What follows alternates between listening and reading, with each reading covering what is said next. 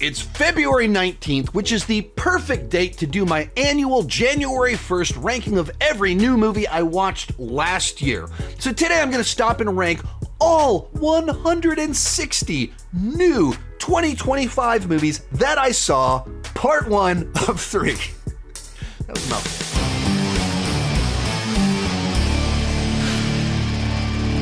Woo! This video is going to be a doozy. I use templates to create my ranking videos, and it's based off the longest ranking I've ever done before, which was only 75 movies. Only 75 movies. This one is going to be a 158. Broken into 3 parts and then super cut together afterwards. So I'm already exhausted and I just started filming. Normally, these are live streams done on January 1st. That's a tradition that I love, and hopefully we'll be back this next January. Essentially what happened was I got sick in the middle of December and kind of lost a week. That was my prep week to kind of even making a list of 158 takes a lot of time to just think through it and get everything prepped for it. Then it was Christmas, it was my anniversary, and then it was the end of the year list, and Stranger Things was dropping. So it was just busy. And we got to January 1st, and I got to go to Critics' Choice Awards this year, but it was on January 4th, which meant I left town to go to LA January 2nd. Week after Critics' Choice, I volunteered at my church. I was at a youth retreat. The week after that, I spoke at a college event. And then like a week after that, Texas froze over.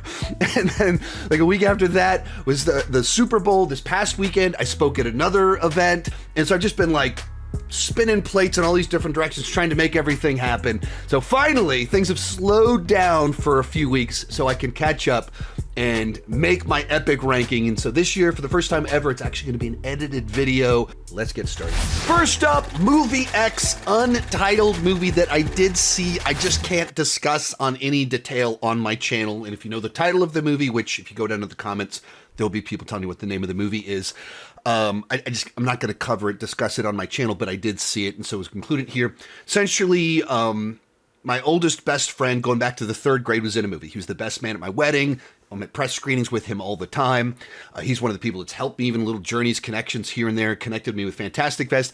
He was in a movie that played at Fantastic Fest this past year and came out this past year. It's just the movie, even the title of it, if you hear the title of it, you go, okay, I know why Sean's not covering this on his channel that's generally family friendly. I don't use bad language on my channel. The title of this movie includes a bad word, and the movie itself lives up to its very vulgar title. So I wanted to support my friend. It was a very uncomfortable viewing experience, very funny viewing experience, but wildly inappropriate. So it's not really in last place. I'm not really reviewing it. I'm just saying there's another movie that I saw that a friend was in that I wouldn't have seen otherwise. Actual last place, War of the Worlds. And the idea of doing like a screen life adaptation of War of the Worlds potentially could be interesting. War of the Worlds has always had a history of working with technology, and you know, Orson Welles did a radio broadcast back in the 30s that freaked people out. Maybe there's something cool there. This isn't it.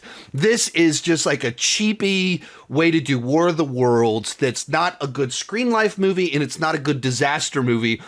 And putting Ice Cube as our lead character in here, to do a screen life movie, you have to have an actor that can emote, that has a very large emotional range, and they can communicate it through their face. That's just not who he is. And so the movie just doesn't work. There's horrible mistakes all along the way. And then you get to the 3rd act and the world is saved by Amazon Prime delivery drones. Ridiculous. 158, Star Trek Section 31. As a lifelong Star Trek fan that has a picture of myself with my captain right here on my desk, this movie was just simply offensive. It's trying to do like Guardians of the Galaxy with Star Trek, and instead it turned out like Borderlands from 2 years ago in Star Trek. It's terrible Star Trek. It's like both niche Star Trek because it's about Section 31, a very kind of niche aspect of the Star Trek lore, while trying to be mass appeal by doing the Guardians of the Galaxy colorful thing. And it's just horrible. I don't know who it's for. I don't know why they greenlit it. Just a disaster. 157, Happy Gilmore 2. This one breaks my heart because I love the original Happy Gilmore. That's one of those movies that we quote around my house all the time. And this film just made a series of choices that I think were disastrous. Right off the bat, they decided to kill off a character at the beginning, turn Happy Gilmore into Alcoholic Gilmore, which is just not what I go to these movies for. As someone that my dad drank himself to death, and as someone who's been to rehab for alcoholism, I found a lot of it kind of just offensive, the way that it treated alcoholism. And when it's not being like just a wet blanket of a movie about alcoholism and making jokes out of things that aren't funny, it's just a series of cameos. A few of them were funny, a few of them made sense. Most of them are just completely random, lowbrow humor, and just constant flashbacks to be like, remember the better movie? Remember the first movie? Here's a reference to it. Total dump. 156, You're Cordially Invited. A rom-com of sorts, but not really. A film about Will Ferrell, Reese Witherspoon, both of them trying to plan a wedding for a loved one, and they overbooked on the same island. And somehow you took two actors that I find very charming and pleasant and made both of them just unbearable, awful characters. And then we're supposed to be like rooting for them at the end. It absolutely did not work for me. 155, The Strangers Chapter 2. This whole trilogy is just kind of a complete misfire that, from the basic premise, undermines the whole thing that makes The Strangers interesting, which is we don't know anything about the strangers. They're just strangers and people are being killed simply because they're there. And then they decided to make a trilogy explaining their backstory. That's what this movie is. It started like, here's what the strangers were like when they were kids. Otherwise, it's just a chase movie. And so it's dull. You don't care about the characters. And it's just fundamentally a bad idea for a strangers movie. 154, Another Simple Favor. I'm a big fan of the original film. Paul Feig, when he hits it out of the park, and when he misses, boy, does he miss, and this was a massive miss. I was actually at the world premiere of this movie at South by Southwest. Blake Lively, Anna Kendrick, Paul Feig, all in the room. It's the most exciting way you can watch this movie, and I left the theater like, oh boy, that did not work. The problem here is the first movie worked because it was about like an average woman who dreams of something more interesting, fantasizes about it, and then finds herself getting wrapped up in kind of this murder mystery and things like that. And this one loses all of that. And we start off, and our lead character is famous and is an author and has a big YouTube channel. And then they go off to an exotic location where it's like lifestyle porn. There's some jokes in here that are so poorly conceived, like they didn't even stop to think about what they were doing. So a movie that completely misses every single thing about what made the original movie work. 153, The Pickup, a totally forgettable, unfunny, direct-to-streaming comedy starring Eddie Murphy and Pete Davidson, a number of other familiar faces, like solid cast that are just giving nothing to do. Eddie Murphy is one of the funniest people of the last 45 years, or at least one of the funniest people of the 80s. I don't know that he's lived up to the funniest the last 30 of those years, but he's the straight man in this that's just trying to be serious while Pete Davidson is farting in an armored truck that only has a window this big and so it smells. Get it? Because farts stink and the window's only this small, so there's no air circulation, so they just have to smell it. Get it? Like, that's this idea of a great joke, and then Eddie Murphy's just like making serious faces, just wasting his talent for lowbrow fart jokes. 152, Flight Risk. One of the most insane director drop-offs of all time. This movie was directed by Mel Gibson. Obviously, people have their opinions on his personal life, but as a director, he has an amazing track record. This guy won Oscars for Braveheart. And the movie he did before this was Hacksaw Ridge, which was nominated for Oscars. And this is both on the level of ambition, scope, and size, a dramatically smaller film than what he's been doing. Also, horribly executed version of it. So it's not only is it like, yeah, he decided to make like a B-movie thriller, which would be fine. Like, oh, Oscar-winning director tackles B-movie. What? That could be fun. No, it's just bad. Like, it's a poorly executed. It looks cheap. The script doesn't make any sense. Like, I'm obviously Mel Gibson's had his issues, doesn't have the clout that he used to have, but where did his talent go? 151, Five Nights at Freddy's 2. I'm not particularly familiar with the franchise. I don't know the lore. My son is obsessed with all of it. So for me, I'm just watching this as a movie person, and this just felt like a movie that was all about Easter eggs and not about plot at all. And I suppose some of that's what the game is like. There's a couple sequences where like, okay, that's kind of cool. That's a little bit creepy. But the whole time it's like, where are we going? What's the point of this? What am I supposed to care about? How does this make any sense? Like it just felt like a movie that just did absolutely nothing to try and actually work as a movie. It's designed exclusively for fans to catch the little references here and there. But even my son wasn't super crazy about it. I guess I said he was more positive about it in my previous stuff, and he like corrected me afterwards, like, Dad, why did you tell people that I really like Five Nights at Freddy's 2? I had issues with a lot of the choices they made. Like, okay, I'll correct that next time I talk about it, buddy. Bringing us into the top 150, Snow White, a movie that is just kind of pretty well ill-conceived from the very beginning. That Disney kind of got this creatively bankrupt idea that their best bet for Disney live action movies was just to keep remaking their animated canon without paying any attention to which movies make sense to do that with. Which ones make sense to be converted into $200 million modern day blockbusters. Aladdin, Lion King, makes sense. Snow White, not so much. Both there isn't a big enough audience for it. Like everybody knows Snow White, but they don't rewatch Snow White the way they rewatch The Renaissance, Lilo and Stitch, Frozen, Moana.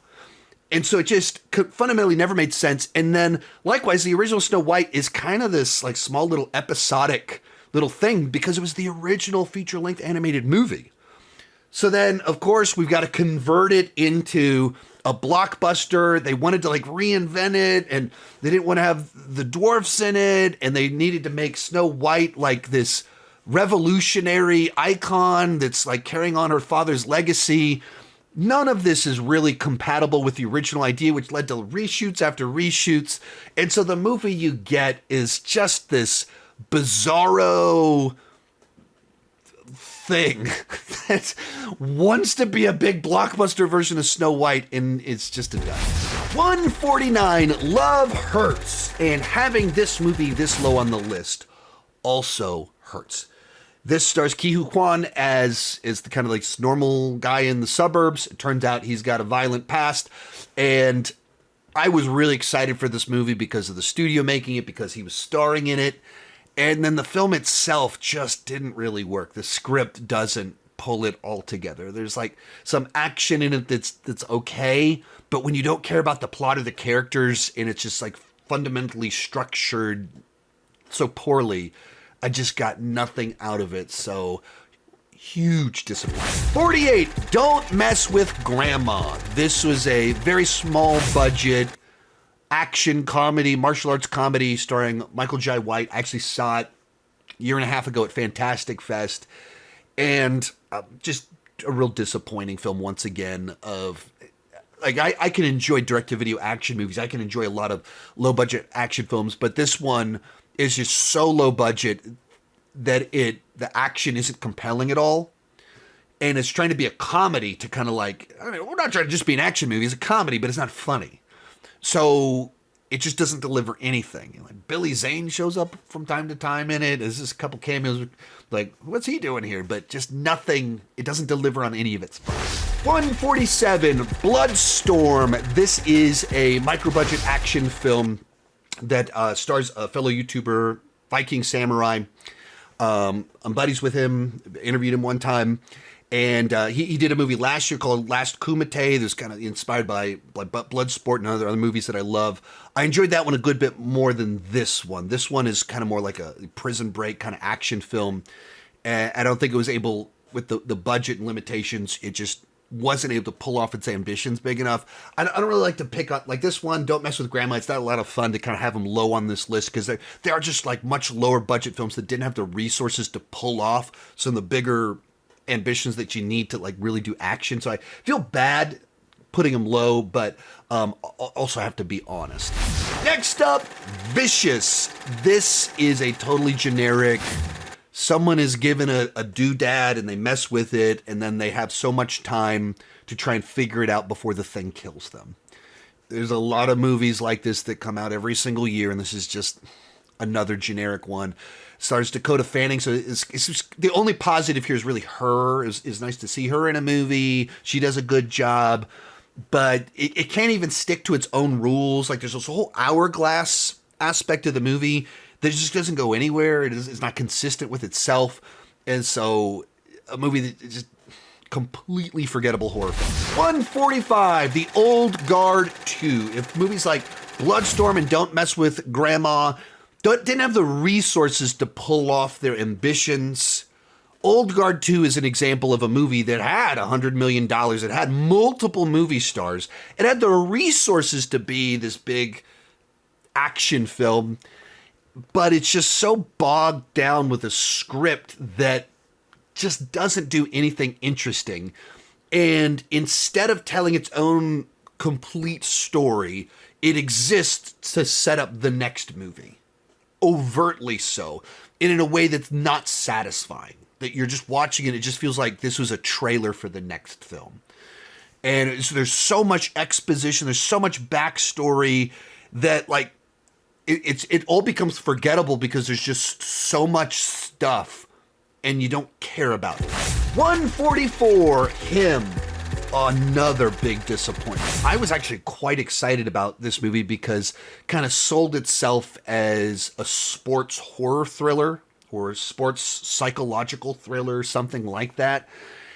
And it just never really came together for me. It has a very simple, straightforward metaphor. For celebrity, you make a deal with the devil and you lose yourself in doing so. It never gets any deeper than that or explores it any more than that. As a sports movie, there's not a single football game in the entire film. As a horror film, it's not scary enough. The individual images are quite good. Like, the whole movie looks like a sports commercial. Like, the way that they're shot, the cinematography, the nature of them feels like the type of ads that run during a football game. For sports type things, Gatorade, other sporting events, things like that. So it looks really good. There's an idea here. The ultimate movie they put out just did not deliver any of what I really wanted from the film. Oh, and also the performances are great. Like, both from, I don't remember the main guy, but then our weigh-ins, like, gave a great performance. And so there's like all these things about it that make me want to be able to put it higher. I just didn't really like the movie. Number 143, Playdate. Now, this was me fooling myself. I was actually excited for this movie. As Alan Ritchson doing an action comedy with Paul Blart Mall Cop, that seemed fun enough to me. Like, I wasn't expecting a movie that would come anywhere close to my top of my list, but like a solid streaming B movie, past the time kind of film. And it just didn't work. Where they go with it, the twists, the turns, the ultimate resolution, like the note that the movie ends on, it just feels like a complete miscalibration. Their idea of comedy is just like, let's have Alan be super hyperactive and act like a little kid, and then do other things where he's like a trained killer assassin guy. And so it's just like, it seems like they almost knew the movie they wanted to make and then made this other movie that, like, this should have been like a family movie. Instead, it's not. Like, just all these things just completely, all the sliders, all the calibration was off. Next up, Wolfman. We got a lot of disappointments in this section, and this is another huge disappointment because this is the latest film written and directed by Leigh Whannell. His two movies before this were Upgrade and Invisible Man. Two movies I really liked, and so much of that is that I felt like they both had really tightly constructed scripts that I felt were always smarter than me. Every time I felt like I was figuring it out, he'd have one more twist, one more turn that made it clear, nope, he's always ahead of me. He's always smarter than me. And I watched Wolfman, and it never felt that way. It was just the most direct, linear, straightforward version of it. Guy gets bit.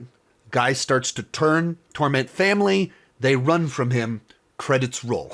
There's just no twist. There's no wit. There's none of the intelligence. There's none of the smarts. The things that made me like a great Lee Winnell script, what they're known for is just like whether twists, cleverness, just construction. None of that is present in this movie. There's a couple things where they show the perspective of the man as he's changing to the wolf and the way he perceives of the world differently. It's like, that's kind of cool. And that's like the big praise I have. Number 141, we've got Borderline. Recurring theme, another big disappointment. This is a much smaller film. It wasn't as high profiled. It was direct to video. Stars Samara Weaving and Jack Nicholson's son.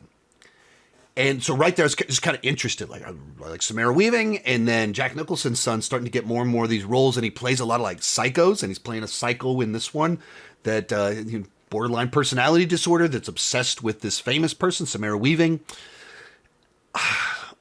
And then like where they go with it, the actual story, and the way that it plays out, it's just doesn't deliver any of what you want. And it doesn't give you anything to like root for or care about. It's like it has good vibes. Like the style, the energy makes me want to like it more. The cast makes me want to like it more. Rooting for Nicholson makes me want to like it more. But the actual movie they delivered just does not work. We've made it to number 140, and we're going with Little Bites. This is a film I saw at Fantastic Fest 2024, so I saw it like 6 months before it actually released. It is written and directed by Spider One. That is the lead singer of Power Man 5000. If you're my age, that means something to you. Or it is Rob Zombie's brother. Another way to phrase it. And essentially it is a vampire movie that is a metaphor for addiction and codependent relationships and toxic dynamics, things like that. And I got it. It was just really dull and slow. And I didn't feel like it ever built to a big enough payoff to justify the journey. It's like a real simple metaphor, and you go, all right, I get it. Maybe this could have been a good 10, 15-minute short film, but at feature runtime, it just tested my patience. 139, Bambi: The Reckoning, the latest and fourth film in the Twisted Childhood universe, or the Winnie the Pooh Blood and Honeyverse. And, it's a lot better than Winnie the Pooh Blood and Honey. I don't think it is as good as Winnie the Pooh Blood and Honey 2. I thought the second Blood and Honey was a lot better than the first and a lot better than this movie. It has a couple of effective moments in regards to the Bambi actual plot line and the sadness of the inherent source material of Bambi. And there's a couple things where it's like, okay, I'm getting a little bit, I get it, a little, that worked a little bit. Generally speaking, though, there's just nothing here. I don't remember much about it. I don't remember any of the kills. The only thing that stuck out in my mind was, okay, there's a couple of emotional beats in here that kind of worked. But when you're going to a horror movie that has like a quirky premise that we're doing Bambi as a horror film, I probably should remember a lot more than just, a couple emotional beats kind of work. Next up, Coyotes. That theme continues. Another one that just disappointed me. I saw this one at Fantastic Fest this last year and also got to interview Justin Long and Kate Bosworth on the red carpet for the movie, which was fun. So for all those reasons, I really wanted to like this movie a lot more. And like the basic idea of it, that coyotes attack a neighborhood in the Hollywood Hills. And so it's kind of like a horror. It's a fun horror comedy. Or a fun horror movie, maybe not overt comedy, but fun. There's some humor, there's some lightness to it. All that sounds good to me. When I talked to them, they talked about their influences, all the things they loved about it, sounded good. On paper, everything here should be a rock solid B movie made for me. And the actual execution of it, the way that it was calibrated, was almost the movie I wanted it to be, but then it also really wasn't. It's like the sort of one that just needed one more one more pass on the script. And so much of it is, it's just like a movie that lacks any urgency.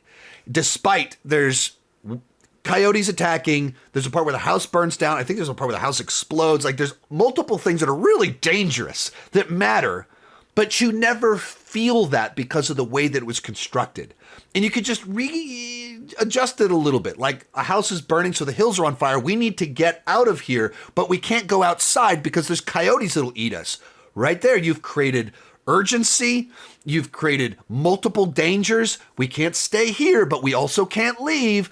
And the movie just, it doesn't do that. It doesn't calibrate things quite right. It's never funny enough.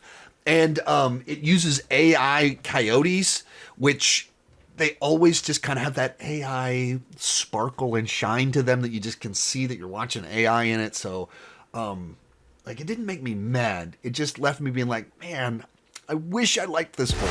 137, Eeny Meeny, another Samara Weaving disappointment. I don't mean to keep using the word disappointment, but that is kind of the nature of this section of the list, that there's a lot of movies that I wanted to like and didn't.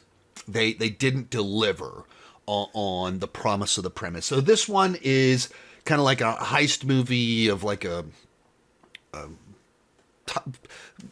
broken up couple and back together to do one last job, and they're trying to be the better version of themselves, trying to find their way out of this mess, and they have their own faults and their own history baggage pulling into it. And there's several things in it that were like kind of like, oh, like it's one of those movies that like I was going back and forth of like, all right, do I lean like borderline positive, borderline negative, like where am I quite at on some of it? Doesn't. And it just makes some choices towards the end, and the final resolution just kind of, it just got so dark and kind of put a bad taste in my mouth of like, I just think we went a little, I just didn't want to go there with you. That this journey for that payoff, I didn't want to do that. Number 136, Ash. This played at South by Southwest this past year. I saw it for South by Southwest, but I watched it at home. I didn't watch it in a theater, which might have been a better experience. I watched 20 movies in a week, and this is kind of one of the ones where maybe it got lost in the mix. Like, I feel like this is sometimes there's movies you watch at film festivals where you see too many movies in a week, and maybe you don't get the right experience. And so I might have just been a little bit burned out on movies, and I was watching it at home. But it's a sci-fi movie with Aaron Paul in it. The big thing that I remember is like it had a nice vibrant color scheme to it. It's kind of Alien, modern day Alien with a vibrant color scheme, a little bit of that Horizon. But it just felt too derivative. It didn't offer anything new that I latched onto. Maybe it was a bad viewing. All honesty, like it wasn't the fairest of watches for the fairness to the movie, but I did watch it and it didn't click. Number 135, Back in Action. And this is one of these films that I always struggle to know where to put it because I thought it was totally fine. That, hey, Cameron Diaz returns to acting after 10 years. Jamie Foxx is in there. It's a genre that I like. Oh, cool. That was fun enough. And then I completely forgot about its existence. It's a movie that leaves absolutely no mark. And you're like, Cameron Diaz came back after 10 years without acting at all to do a movie that leaves absolutely no mark? Huh. Well, that's an interesting choice. So, like, I have no negative feelings about it. I have no positive feelings about it. It was just like, oh, it's nice to see her again. And then I forgot that I'd seen her again. It's one of those movies. Number 134, The Woman in Cabin 10. This is a Netflix original that's an adaptation of a book, kind of a classic murder thriller. Someone may have gone missing, but no one seems to tell the truth as to what's really kind of going on here. It's a totally fine Friday night. Hey, let's throw on a murder mystery. Totally fine one of those. Same way that Back in Action was a totally fine, like, hey, let's throw on a little, action comedy with Cameron Diaz and Jamie Lee Curtis. Let's just throw that one on. It's fine. It'll kill 2 hours on a Friday night when you don't want to go out and do anything. You just want to throw something on, see some familiar faces, a genre that you like. but you've seen it before, you've seen it done better, and you won't remember it after you've watched it. That's what Back in Action is for action comedies. That's what Woman in Cabin 10 is for mystery murder thrillers. 133, Now You See Me, Now You Don't. I've never really been a big fan of this franchise. I've always felt like there's a great idea in here about illusionists using their skill sets to do these big, elaborate heists. That, I think, is a really interesting concept. And then the cast is really great. A bunch of people I really enjoy, high energy. But what they actually end up doing is a bunch of stuff that no one can do in real life.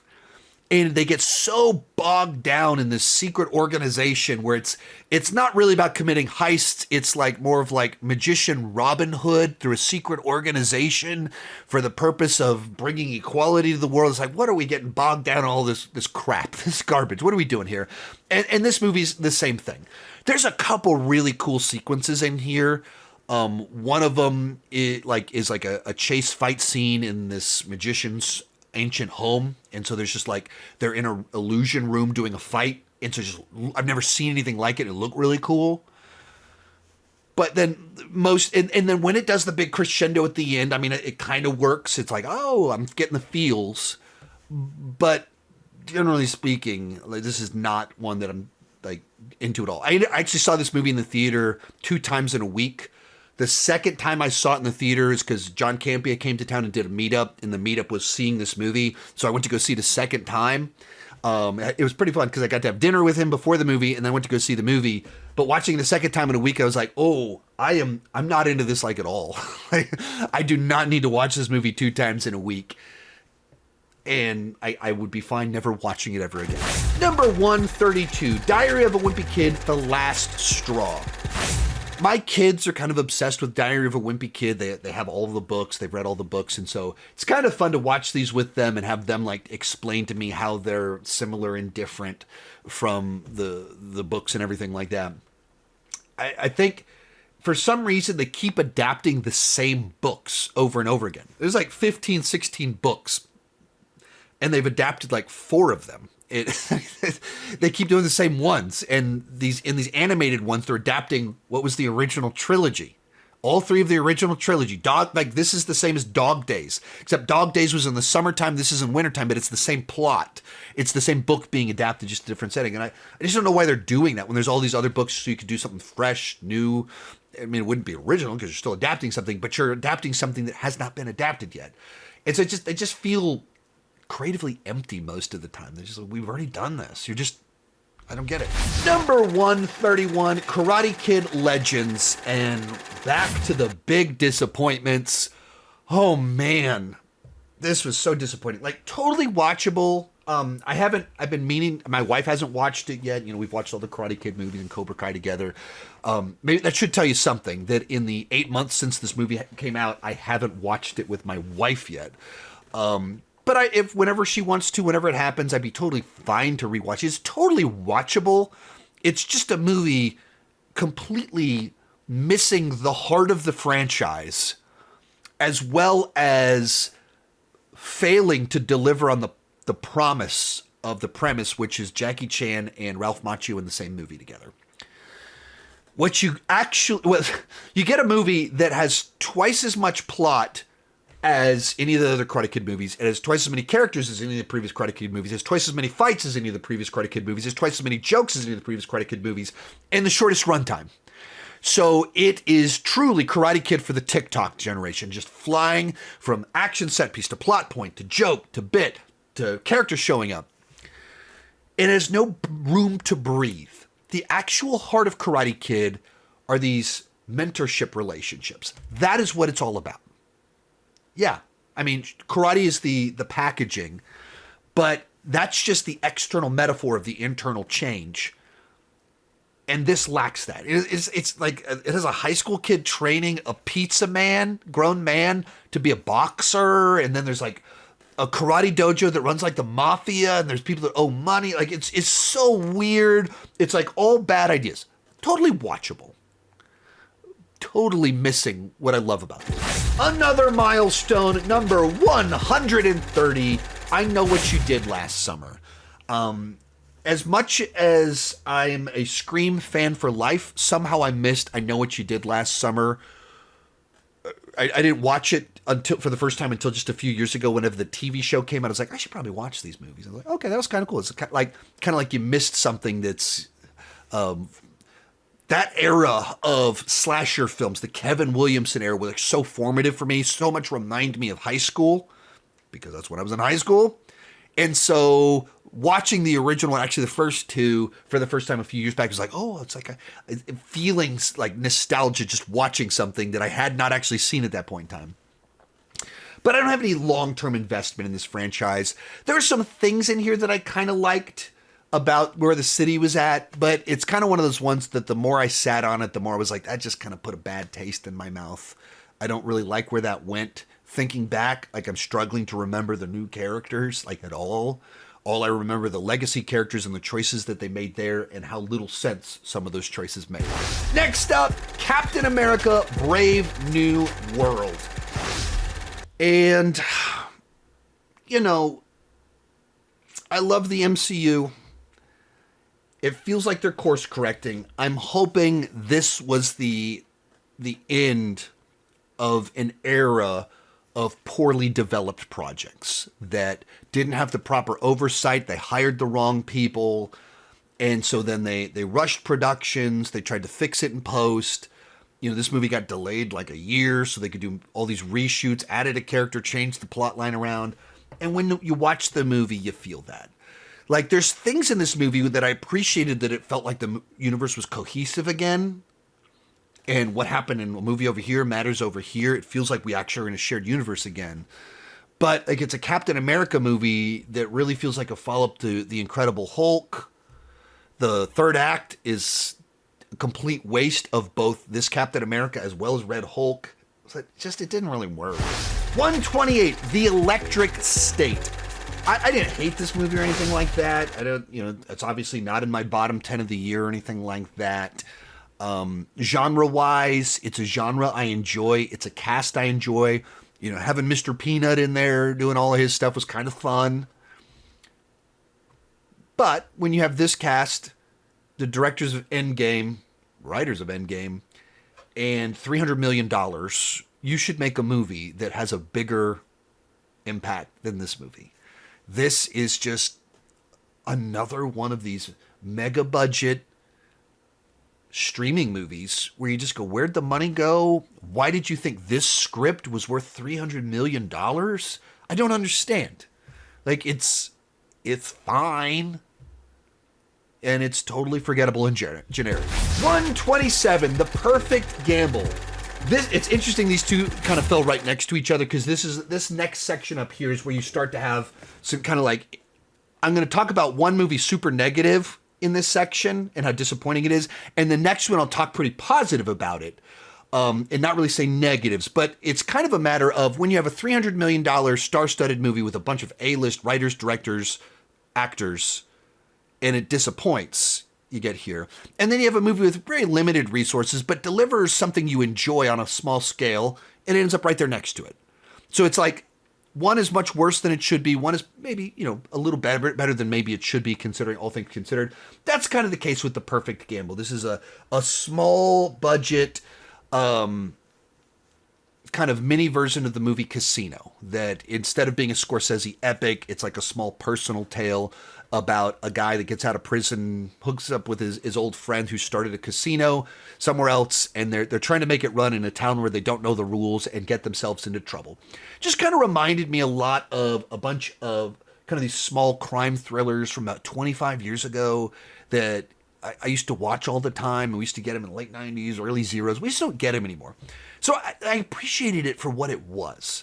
I worked in Vegas in the past, in my previous life, and just loved the whole world, Ocean's 11. I just always loved that world. And I wanted to kind of like see if I can figure out a story that I can tell that's a little bit different, but has to do with that world. It doesn't have the flash of, a $300 million Netflix movie. It doesn't have the star power. It's just got David Arquette in it. Actually, it has David Arquette and Quentin Tarantino's wife, and I got to interview them and the director of the film for it. So that was kind of fun.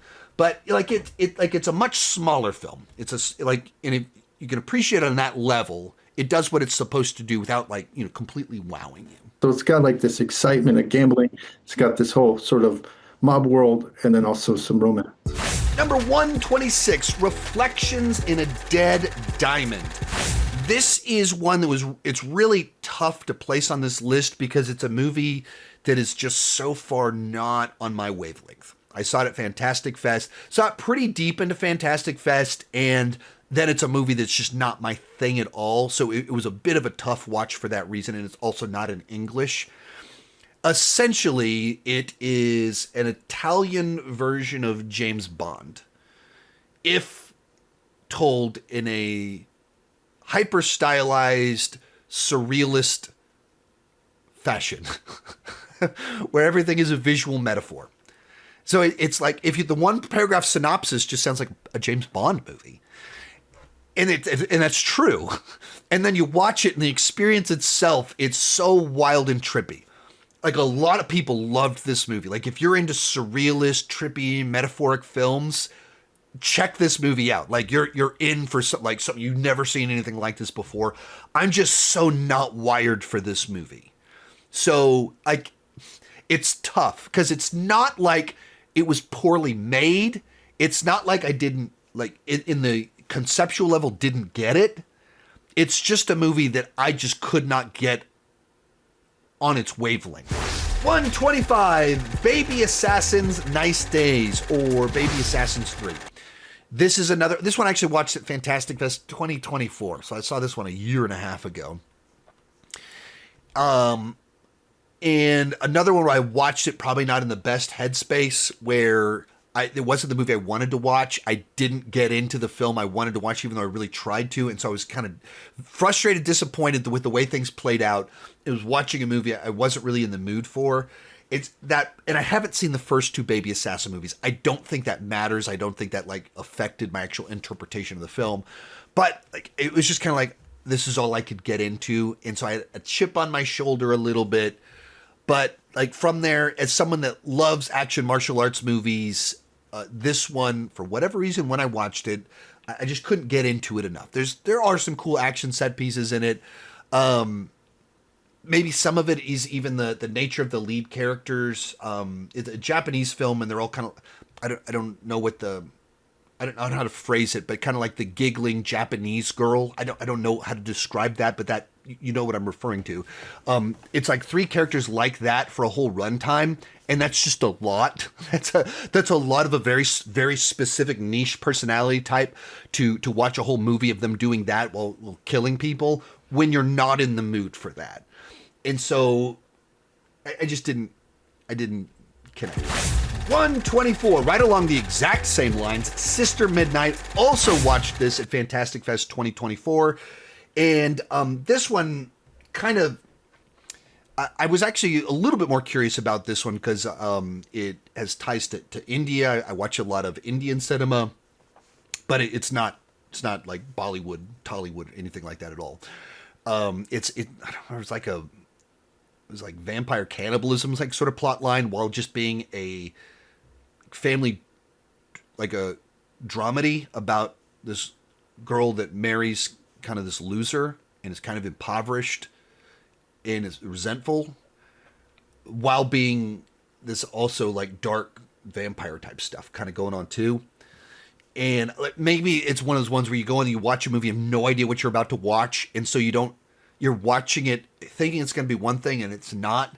It's just kind of a strange experience watching it, but for me, I couldn't latch onto it as much as I wanted to. There's things I appreciated here and there, but not as much. Number 123, Bring Her Back. And I'm sure some of you see Bring Her Back at number 123 and your head explodes. You're like, are you insane? I loved this movie. I know I am dramatically lower on this film than most people. Fair enough. We all need to have our hot takes, and if you don't have any hot takes, then you only have boring takes. So, hey, here we are. But I liked Talk to Me, their previous film, but I also didn't go bananas for that one. This one, for the first 2/3, I was generally speaking on board with it. And I would have had it like, on par with Talk to Me, and it would have been 50, 60 slots higher up on this list. It just really lost me as it kind of started to make the turn into the third act with what happens to the brother. It was like, that happened. I was like, I'm out. Checked out. You made a movie where I was following that character, and this is where we went with that. I'm out. You lost me completely. It's almost as simple as it boiled down to kind of one plot point. But the reason it was because that was the character that I had been following. And so everything that happened in the third act just felt like none of this is what I was following. None of this is what you were setting up. None of this is the payoff to anything that was earned. Everything that could have been built up and earned was based off the character that is not making choices anymore. So like the first 2/3 of the movie, all the choices driving the narrative are the brother. And so just when they went the direction they did, it literally just chopped the legs off the movie for me and flew way back. There's things that I was like, this is kind of cool, but you killed your movie. Number 122, Sniper: The Last Stand. I think this is like the 12th movie in the Sniper franchise, and I haven't seen any of the previous Sniper movies. I might have watched the original one back in like 1998 or something like that. But so I just let me give it a try and checked it out. And it's a totally little watchable direct-to-video action movie. Nothing better than that, nothing worse than that. Is just right there on that point. Like, I got exactly what I expected out of it. Like, I just wanted to watch some sniper action, some guys holed up at a building having to fight off guys coming after them. That's what I got. Like, it felt like an episode of a TV show, but like a fine episode of a TV show. like direct to video, low budget, and delivered enough of what I wanted. 121, Megan 2.0. Speaking of big gigantic disappointments, this is another big gigantic disappointment. This one, I think, has a few of its own little charms to it that I did appreciate. I think that this is a movie that might, with time, have its own kind of like cult following to it because it is such a bizarre genre pivot, but also what an insane miscalculation.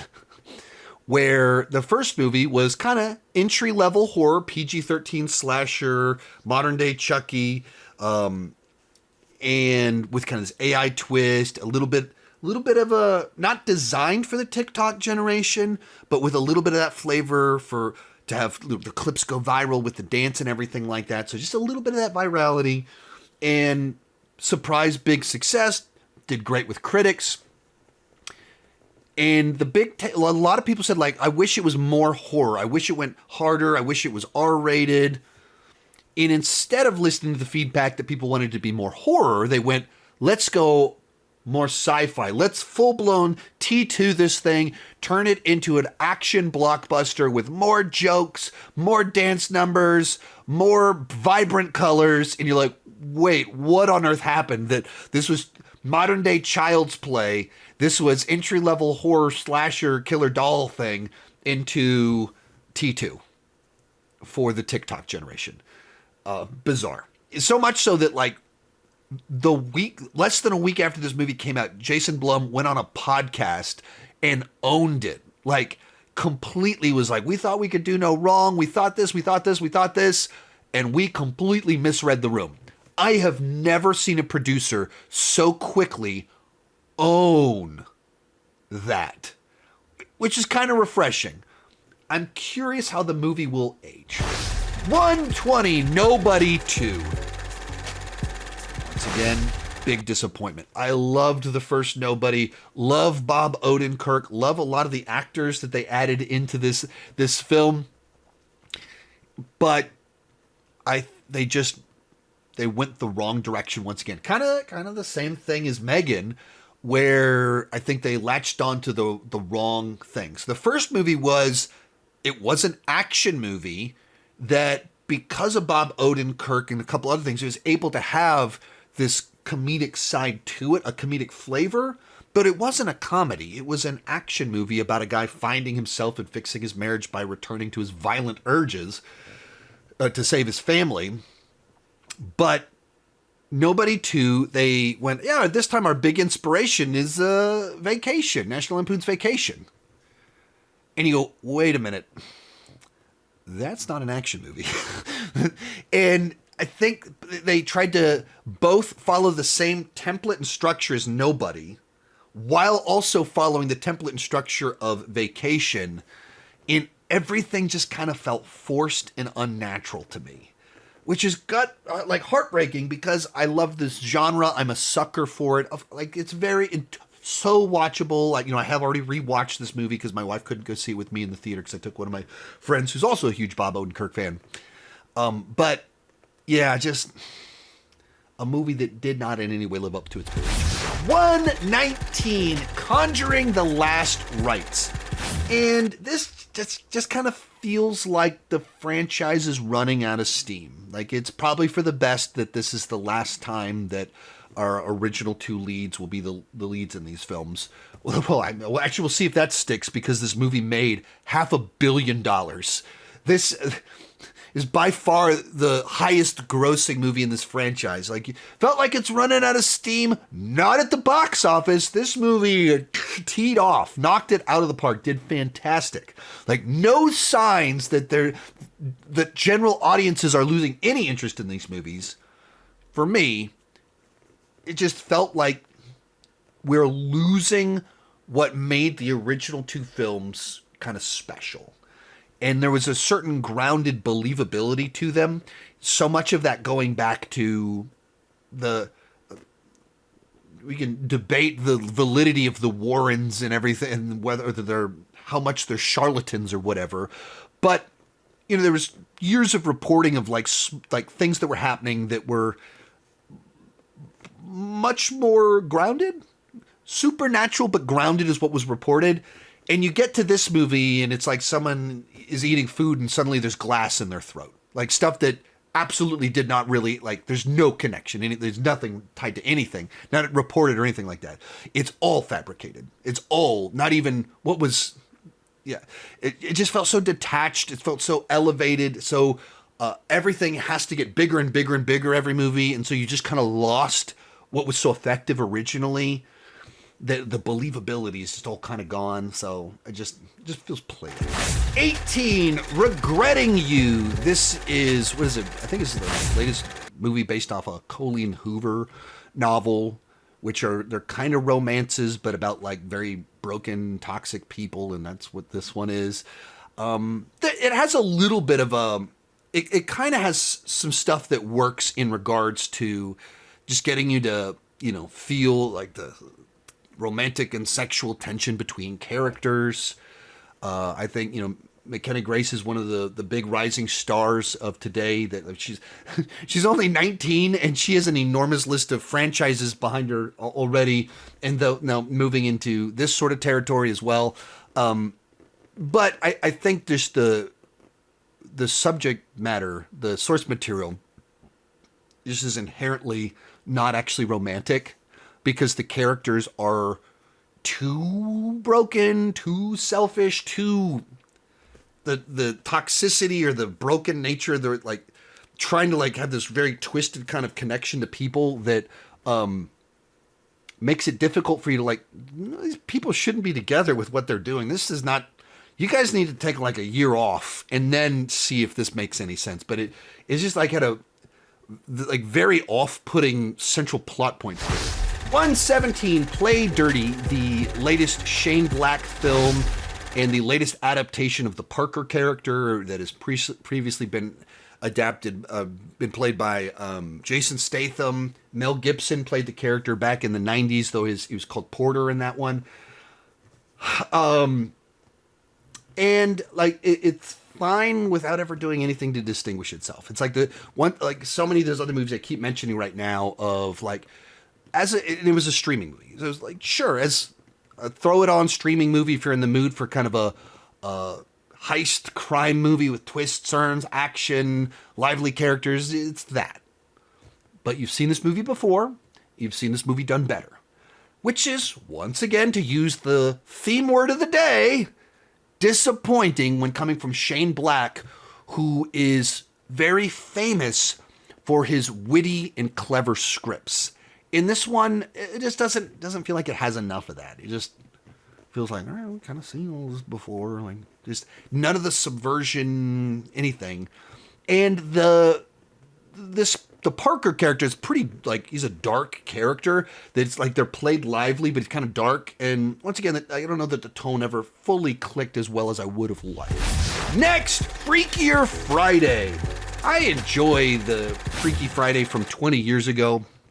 It's a nice, charming mom-daughter movie. Just the right rising star of the day, Lindsay Lohan, with the right legacy actress hitting her 40s, where you could just have a ton of fun with it. And a mom-daughter swapping places is a really good concept. Problem is,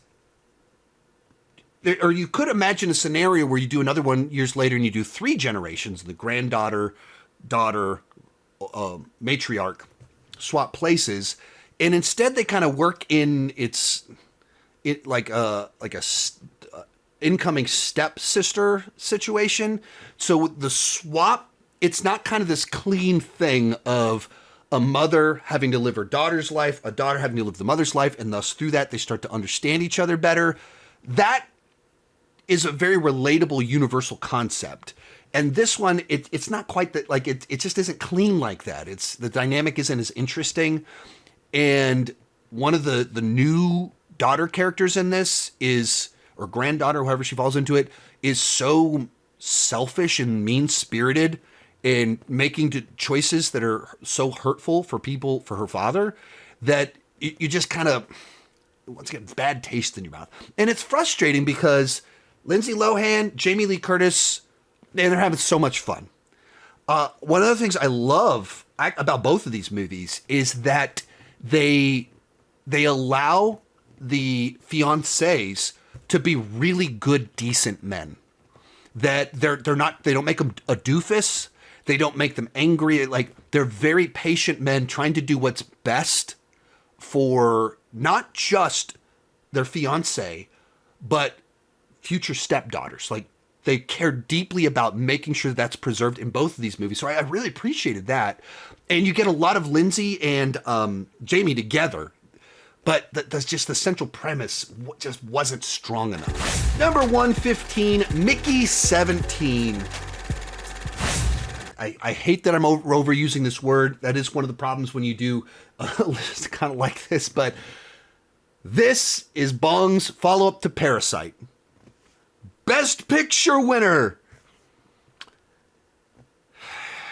And this just kind of felt like too many ideas in too cluttered of a concept, that it has moments of greatness. There's some things it was like, oh, that was kind of cool. There's a few interesting insights, but it just gets so bogged down in its own layers upon layers of characters and everything like that, that it ends up ultimately getting just lost. Like, they never found the movie. They never found the clear point it's trying to make. And there's just too many different types of things happening without picking a focus. Then we have A Working Man. This was last year's Jason Statham action vehicle.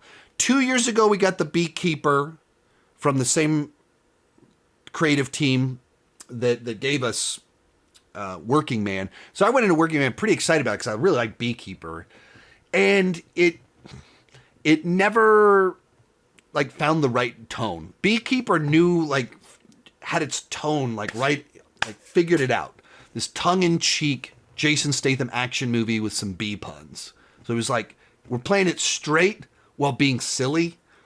And this movie tries to do the same thing, but with a much darker subject matter, and it really did not come together for I like the genre. I like Jason Statham, so using that word, I can watch this movie just fine. But it's also one of the ones that just kind of disappears into the gigantic sea of Jason Statham action thrillers. 113, Screamboat. This is one of the Mickey Mouse horror movies. And as I mentioned before, this section of the list, actually this section, the next, like Lex, it's just a little bit weird because like I've been pretty negative on the last 10 movies. Like I was pretty kind to Sniper and then was like pretty mean to 10 movies because I expected them to be better and they had the resources to be better. And then you get to Screamboat that it's right like ranked right next to those same movies, but like I found it kind of pretty fun. Super cheap Mickey Mouse running around killing people on a boat, Steamboat Willie as a killer. It's not great cinema. There's not like artistic merit to it. It's just a schlocky good time. Like if the concept of Steamboat Willie as a slasher and you're into like gross out, let's go for it gags, it delivered that. Like it put a smile on my face. Is this the one I'm going to go back to, praise it as one of the no, of course not. But was it better than I expected it to be? Yeah. Did I have a lot more fun with this than I did with Bambi? Yes, I did. Like this is the tone, the vibe that I want these, let's do a slasher horror parody of, Mickey Mouse, Winnie the Pooh, Bambi. This is the tone I think they should have. This is what they should feel like. This one delivered what I wanted. Next up, and in a completely different direction, King of Kings. We just went from a schlocky horror movie about Mickey Mouse killing people to movie about Jesus. This one is the life of Jesus based off of, I guess, a book written by Charles Dickens. So it's kind of Charles Dickens retelling the Gospels, not him doing his own Jesus fan fiction, but the way he recalled them. I don't know the exact backstory on it, but it's kind of an interesting framing device that it is like Charles Dickens like communicating the story of Jesus to his kids. I could be recalling that wrong. It's been however many months since this movie came out. And like this is not a movie that I would choose to rewatch. It's the kind of movie that I go, oh, cool, like that as an Easter movie to watch with my family. That it captures the life of Jesus nicely, like it, as a person of faith, like as a tool to teach the Gospels to my kids. There we go. But it's not like a movie that, for me personally, was like this powerful thing. 111, Gazer. This is another one I saw at Fantastic Fest 2024. And it's kind of like a micro-budget 70s Scorsese film. And I say, I'm not trying to say it's on the level of quality of a Scorsese film, but kind of genre-wise, aesthetic-wise, the way they did the score, the way that they made it look, the lead character, a bit of a, is not in any way copying Travis Bickle at all, but kind of like this loner character that's a little out there, gets in the middle of the crime story.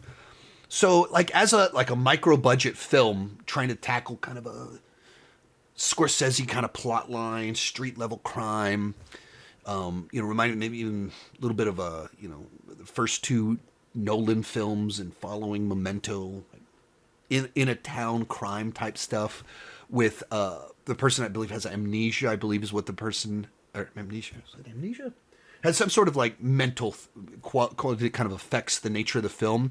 And so the way the story's told is trying to put you in the perspective of this character, which is what the movie Memento does. So there's some things I appreciate about it. It's not like this knock it out of the park success, but it's like, that was kind of cool. That was kind of neat. At number 110, we have Under Fire. This is kind of a isolated action thriller starring Dylan Sprouse and Mason Gooding. It's directed by Stephen C. Miller, a director that I'm kind of buddies with. We kind of interact a little bit on Twitter, and I've interviewed him before. And basically, he makes a lot of direct-to-video movies that are just kind of my kind of thing, and that's what this is. It's not reinventing the action genre. It's not the kind of movie that it's like, man, the best action movie of the year, but as somebody that likes kind of like these close quarters, isolated action films with banter, that's what this is. Like they're genre films. And this is a genre where I just like most of the movies. And so that's what this was for me. Well, as we move forward, we're going to have quite a few direct-to-video action movies in the next 50 slots in the next video. 'Cause I just kind of like these. Like, I'm fine with these types of movies and, remixing them a little bit. But yeah, it's like two guys that find themselves in the middle of a field hiding behind a car while a sniper's trying to shoot them, and they're trying to get out of the field. So it's like small location, and there's betrayals. Who can you trust? What are you trying to do? This is that kind of movie, and I just dig that kind of movie. 109, Gabby Dollhouse the movie. This was maybe Karis's, my youngest daughter's, most anticipated movie of the year because she's a big Gabby Dollhouse fan. And so as soon as she heard the movie was coming out, does it come out this weekend? No, Karis, it comes out in 9 months. The trailer drops. Can we see this weekend? No, Karis, it drops in 6 months. And so when it came out in theaters, I don't even remember if there was a press screening for it. I don't think it was a press screening. I think it was like took her out as soon as we got out of school, drove her to the theater, watched it, the two of us. For her, it was a little bit, there was actually a couple things a little too scary for her, which is kind of interesting. That, little kid scary. She was fine, but a couple things were a little dark in it. But, this might not surprise you, it might surprise you, but I'm not the target audience for Gabby Dollhouse. Shocking. But it was well done. 108, War 2. This is a Bollywood action film that is part of the YRF spy universe. I have seen all of the movies in this shared universe. And the war movies are big, flashy, well, it's the YRF spy universe. As you can imagine, they're spy movies, but big, glossy, over-the-top spy movies. Like it opens with a guy battling 30 ninjas. There's a fight on the outside of a plane. Like, they're crazy. They're ridiculous. They are, kind of India's version of Fast and the Furious. And they're by no means my favorite Bollywood movies that I've seen, but they're like cinematic junk food that they're fun enough. There's a couple twists and turns in there that I don't think fully worked, but, I, for the most part, got what I wanted when I went to go see this. 107, Absolute Dominion. This is the latest film from Lexi Alexander. She's the person that directed Punisher Warzone, and she was the writer-director behind this. And she basically, it's like a tournament fighter in a dystopian future that is kind of exploring the religion and religious conflicts and resolving them through a martial arts tournament. And so it's a movie that kind of dives into a number of things that I'm interested in. She had originally planned to do it as like a book, and then had a deal to do it as like a $50 million trilogy of films. And then the financing fell through. And so then it kind of turned into the sub $10 million one movie version of this big epic sweeping saga that she had. And when you watch the movie and you know that backstory, you can kind of feel taking a concept this big and shrinking it down to this big, which is kind of disappointing.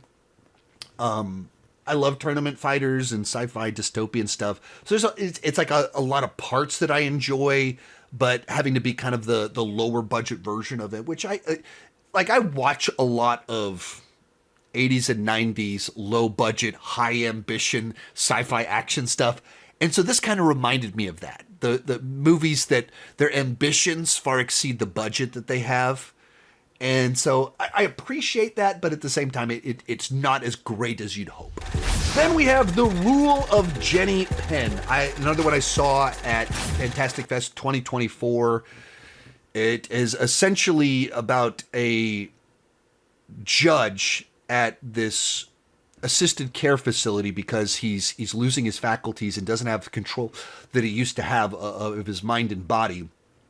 And he's this very intelligent and proud judge who suddenly is at the whim of all these people around him. And then, like a deranged person that living in that facility starts tormenting and killing people there.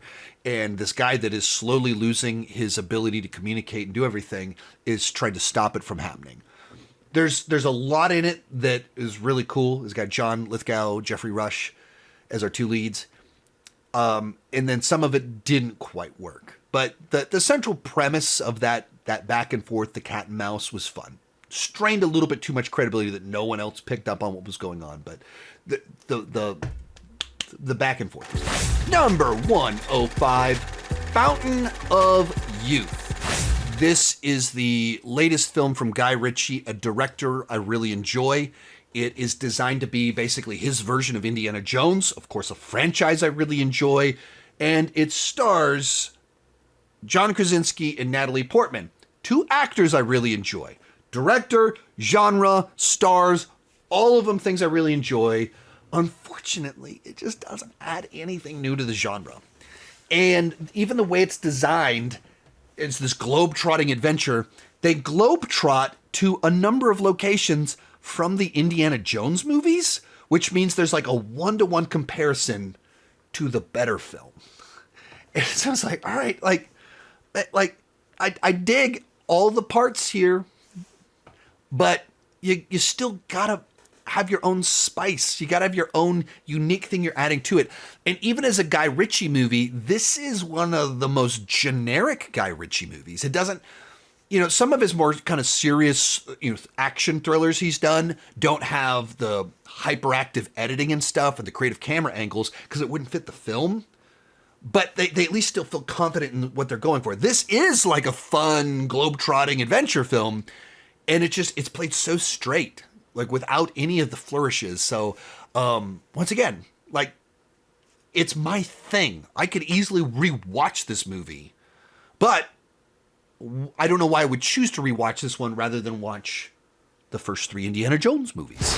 104, Elio, last year's Pixar film. And it's fine. It just lacks much of anything distinctive. And this is a film where we actually kind of know why. This is a movie that they created an original version of it that was designed to be very personal for the director. The original version of it had Elio as an overtly queer-coded character. That was the major theme driving force of the movie. And then after some test screenings, reevaluating where they're at, they went, we don't want to do that. And so then they reworked the movie, changed it, removed all of that. And they tried to make it a much more broadly accessible film rather than one that kind of tackles something so personal and specific. And by doing that, you removed everything that kind of made the movie unique and distinct. And you're just kind of left with kind of generic family sci-fi thing. And it just felt like plot points were derivative. They didn't connect as well. That where they kind of went with it, it felt like we were hopping from thing to thing. Like it's not terrible or anything like that.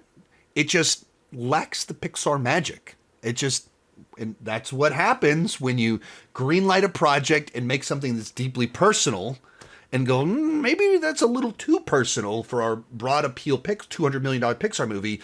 And then just make it as generic as you can so more people will go watch it.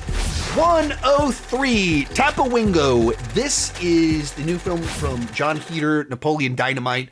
And this is very much kind of a spiritual follow-up to Napoleon Dynamite. It's not in continuity. He's not playing Napoleon Dynamite. But it's that same type of quirky, offbeat humor.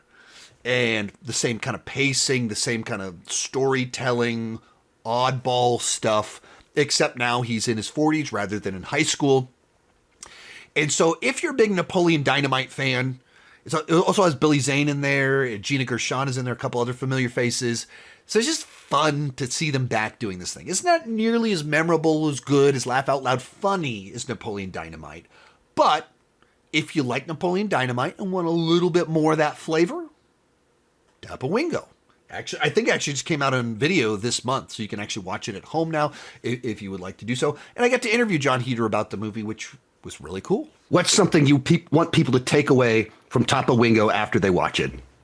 I just hope they have a fun time. And it's a rock and roll. It's a quirky, weird, offbeat, comedy with rock and roll to me. Like it feels like it's leather clad, but it's still something for the most part that the whole family can watch for the most part. a lot of different ages can enjoy it, and it's but it's just bizarre and it's a lot of fun. And I think people can just sit back, kind of turn off their brain cells and have some fun. And then we have Time Stalker. This is a movie I watched almost 2 years ago. Watched this one at South by Southwest 2024, and then it came out a year afterwards in 2025. But this is a very offbeat comedy of kind of like following a woman throughout time where she keeps running into this same person. It's very odd. It's very strange. It's very unique. This is the sort of movie that it's kind of what's great about going to film festivals is that there's movies that I wouldn't necessarily normally watch. They're not necessarily my thing or wouldn't the most high profile film, but you just kind of like, oh, I got an open spot. I guess I'll go see this movie called Time Stalker. And you watch it and go, I don't know that I ever rewatched that, but I'm glad that I watched it once. That's what this movie was to me. Like, I'm glad I watched that. That was peculiar. And the final movie in part 1, at number 101, Wicked for Good. Once again, using that overused word in this video, this was such a disappointment.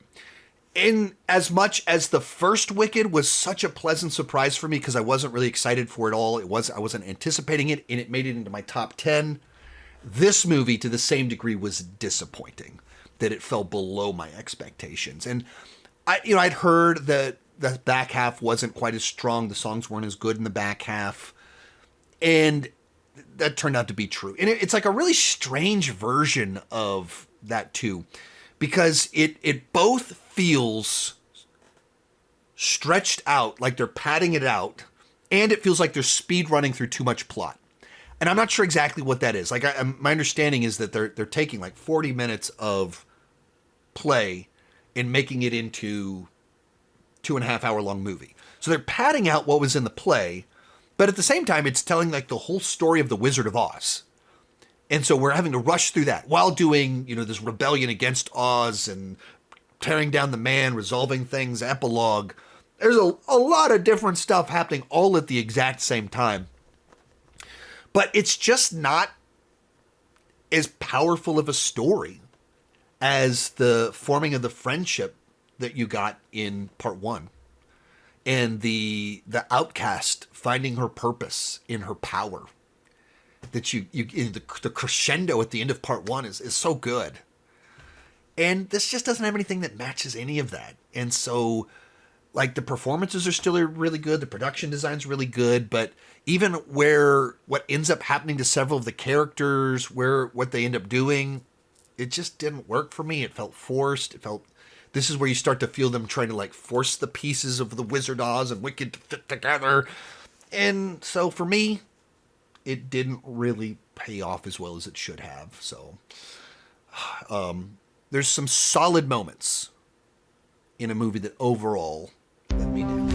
All right, that is part 1 of my epic 160 movie ranking. Come back maybe tomorrow, maybe Sunday. I'm not sure exactly when I'll be able to pull all of this together. But thank you so much for watching, and keep talking.